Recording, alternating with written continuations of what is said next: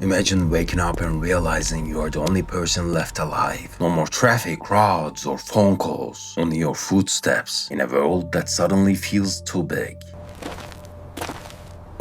Welcome back, Survivor. I'm Tuna, and this is how to survive as the last person on Earth. When humanity disappears, the world doesn't explode, it goes quiet.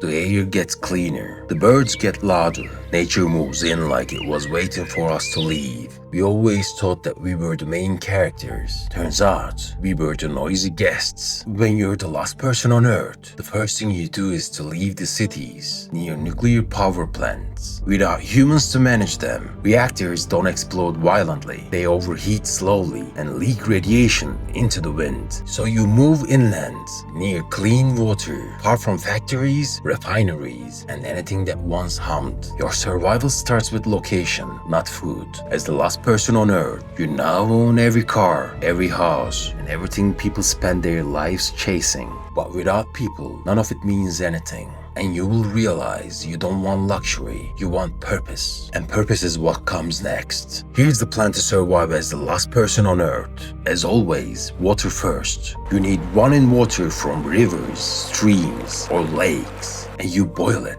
Always boil it. Because bacteria doesn't care if the world ended. Food next. At first, you raid supermarkets. Canned food will keep you alive up to 2 years if stored cool and dark. But after that, you either learn how to grow food or you watch yourself disappear. You learn to plant seeds and to hunt, and you keep the fire alive, not for warmth, but for hope. Electricity, fuel, machines, all of it dies faster than you think. The world will become ancient again, and that's when the loneliness stops being silence and starts being noise. How was your day, Wilson? You crack me up. The mind is not built for empty rooms. It will create company if it has to. You start hearing voices, not because you're insane, but because your brain refuses to accept that the silence is real. And that is where most people will lose themselves. But you won't, because you remember something. If anyone can hear this, I am here, I am alive, I am waiting.